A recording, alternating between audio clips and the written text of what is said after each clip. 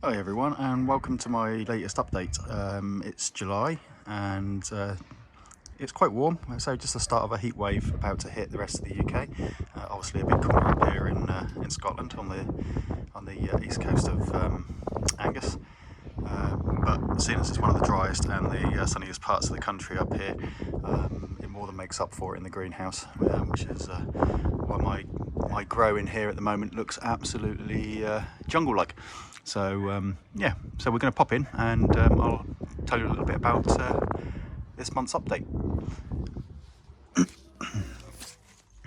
So yeah, as you can see, it's a little bit jungly in here at the moment. Everything seems to have taken off.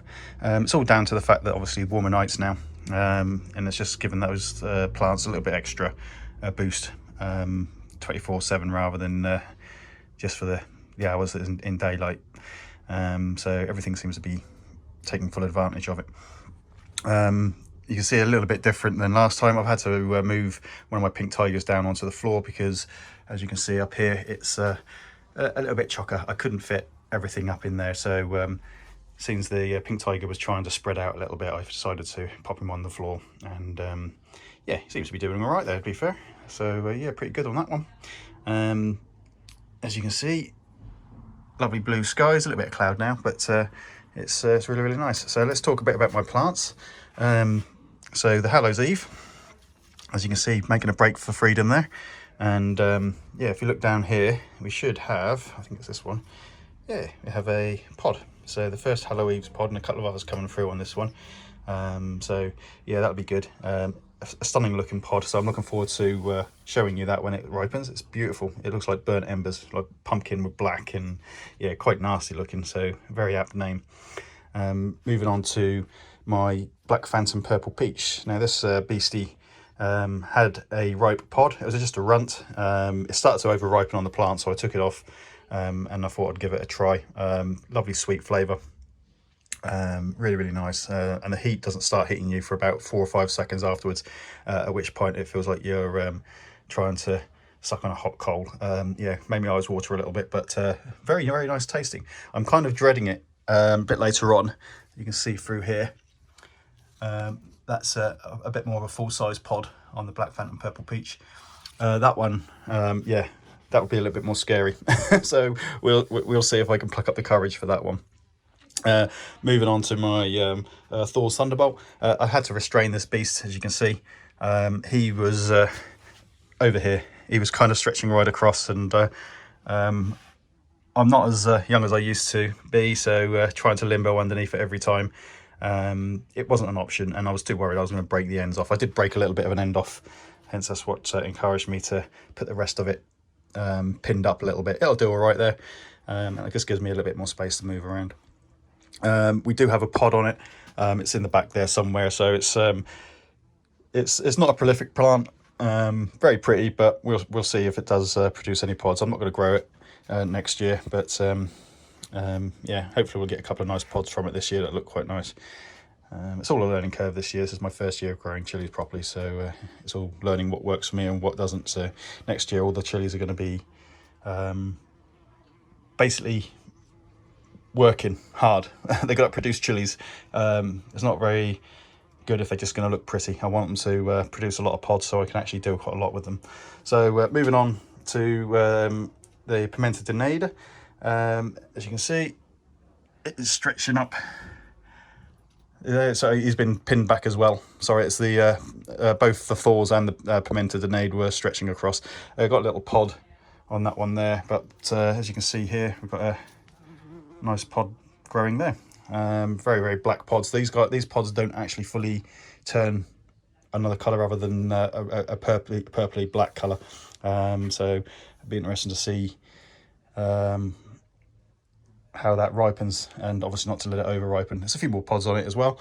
So yeah, the hot Chillenses now seem to be flowering a lot more, and fruit starting to set fruit now, which is nice. Which is to expect, you know, it's a bit early in the season before. Pink Tiger, this is the one obviously in the pot rather than on the side there. Not doing as well as the one on the floor, but it is throwing out pods. We've got a little one here, little Pink Tiger there, and there's a few more dotted around on it as well. But that's doing okay. Down to Probably one of the stars in here is my paper lantern. Yeah, stretching all over the place here. As you can see, he's gone through there. Lots of pods on it. Typical size for a paper lantern, sort of a 1.5 to 2 inches mark. Bit of a weird on this one. I don't know if I've explained it before or shown you before. We've got this like weird phenotype here, a little paper lantern with a kind of almost like a stinger look to it. I'm going to save the seeds to that one, and be interesting to see if I can capture that one next year. It'd be great if I can. So that'll be my paper lantern that I'm growing next year. And as I said before, all my chilies are going to have to be producers next year, rather than just, you know, half a dozen pods ain't going to cut it for me. So per plant it needs to produce a lot of pods for each chili to make it worthwhile. I enjoy growing them, don't get me wrong, but they've got to pay their way. As you can see, there's more pods at the back here, quite nice sized pods, and this is my first ripe pod on this plant, and this is the only other ripe pod in here at the moment. As I say, the Black Phantom Purple Peach I had to take off the plant because it was just going over ripe anyway. And then in here, my Jamaican yellow mushrooms. As you can see, plenty of pods in there, still doing well. Not started to ripen yet, but I don't really expect the chinensis to ripen too quickly. There's a lot of pods in there. There's probably about a good 30-40 pods in there. So yeah, that'll come good. That'll produce a lot of these sort of Scotch bonnet-y, sort of fruity, hot pods later on. I'm planning to use those for sauces, which would be nice. My coyote's teeth, which I was kind of concerned with when I first popped it in there, doing really well now. Got lots of flowers on it. Should be starting to throw pods out soon because it's quite an early cropper. As you can see, quite a few aphids in there. I might have to get me coax one of the ladybirds across this side and deal with that. I don't want that one starting to get a little bit overwhelmed a little bit there. I don't want them to get too overwhelmed.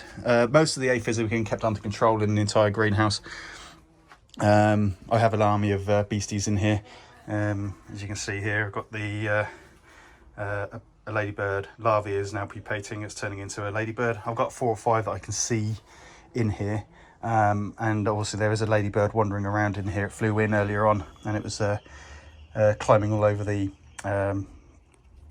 my Serrano originally, but it's there's not too many aphids on there, so I moved it across to the Count Dracula, and then it's yeah, it went nuts. It was literally climbing all over the plant. So I expect it to feed on those and hopefully plop some eggs somewhere, which should be nice, which will just boost my defenses a little bit.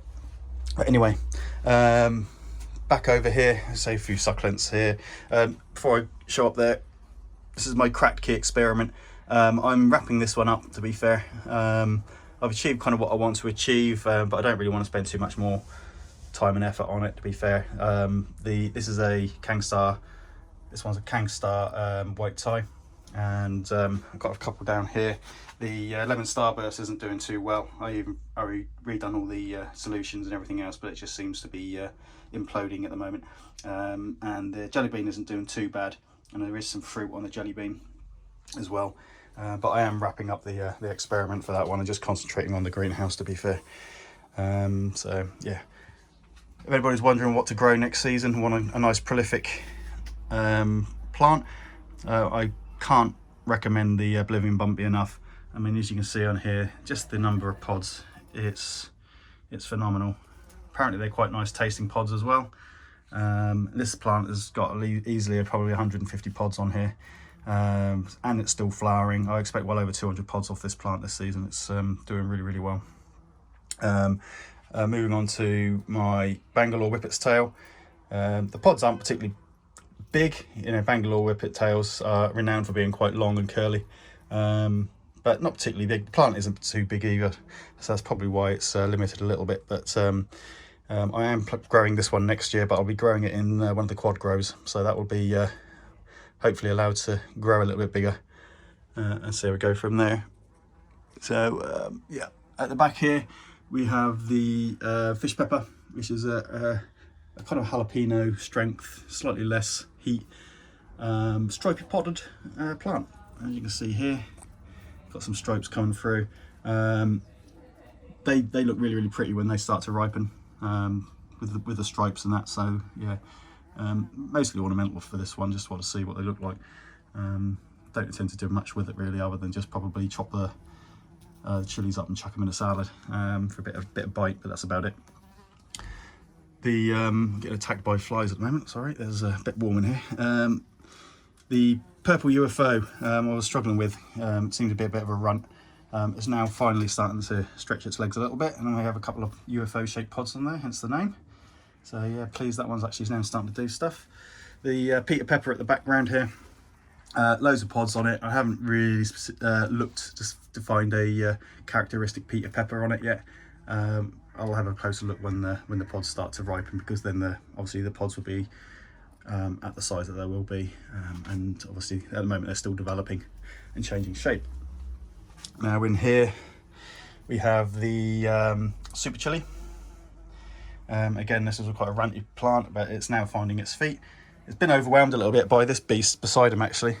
This thing here, my long slim Cayenne, I've had to tie him back because he's just literally going nuts as well, becoming a bit of a thug and taking over everything.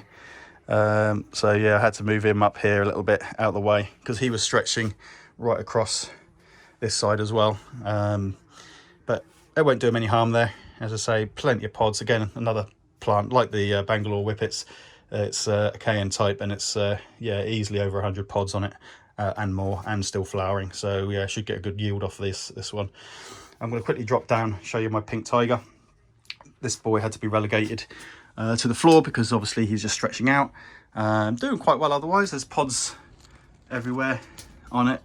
I see a little clutch of pink tigers here as well. Very pretty looking pods. Quite interesting to see what they actually taste like, to be fair, but not quite ripe yet. But as you can see, I have isolated some of the chilies as well, and yeah, I'll be saving the seeds for those, and they'll be added to my seed vault I have going in my fridge. Moving on, we have the Sugar Rush Peach. Just move that one out of the way. Sugar Rush Peach, lovely Baccatum. As I said before, here's a quick comparison. People not sure what to look for. Is Baccatum have this kind of heart-shaped leaf, almost quite a thin leaf. Anums tend to have more pointy leaves, and then you get to your sort of Chinenses, and they're kind of more oval-shaped leaves. Yeah, that's the kind of one of the differences. The flowers as well are different. But if we go down here we go. Look, all these fruit on this plant here. No ripe ones yet. Baccatums take a little while to ripen. They'll set fruit quite quickly, but the pods themselves take a while to ripen up. But yeah, quite a few pods in there, which should be nice. Not very good for making powders because the taste can be quite bitter for the Sugar Rush Peach, but they're nice if you use them in other things like sauces or chopped up in cooking and things like that. But as a powder, they're not particularly great. So I've heard. I might be wrong. Then you got the Ahi pineapple. I say lots of pods on here. Not as many as Sugar Rush Peach, which is a little bit surprising. There's quite a few pods coming through now. So again, I think it's just having a bit of a spurt on now, and it'll be lots of pods before the end of the season. Fingers crossed.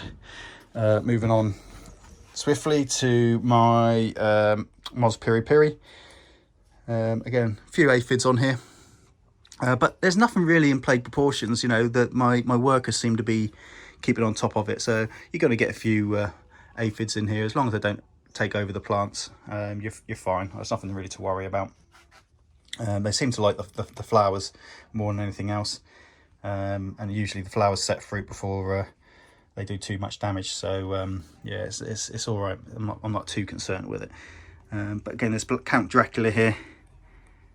Really, really stunning looking plant. Loads of pods on it. I can't wait for them to start turning bright red, because they will contrast absolutely beautifully with the black leaves and stems there. Very pretty plant. Well worth a grow. Then moving swiftly on to my, not my Super Chili. Which one's this one? I can't remember now. Oh, it is the Super Chili. Sorry, the other one is the Ring of Fire. This is the Super Chili. Lots of little pods. So yeah, it's a bit like a lot of these sort of typical smaller anums. They throw lots and lots of pods up, which are usually around about sort of 40 to 75k Scovilles, which is ideal for chucking one or two in a stir fry to give it a nice background heat. They freeze really, really well as well. So I'll be using this for general purpose cooking more than anything else. And then moving on to my Serranos. So yeah, my Serranos are looking quite nice. I was hoping to be a little bit more prolific, but it's still early days, so it should hopefully grow a few more pods before the season's out. But I wanted to grow one that's kind of like a bit of a workhorse chili, really, that I can just use as and when, you know, not too hot, but yeah, just a nice sort of bit more fleshier chili, really. And that's about sums it up in here. I'll just quickly show you the stems on some of these plants as well. He's showing how well they're doing. So you can see how thick these stems are. Let's get that leaf there. Oh, it doesn't want to quite come off yet, but stems are quite thick. Really nice thick stems on these plants. Lots of new growth at the bottom here. So yeah, I'm really chuffed with the progress of these plants. That about sums it up. Hope you enjoyed watching, and tune in next time for my August update. Until then, happy growing and see you soon.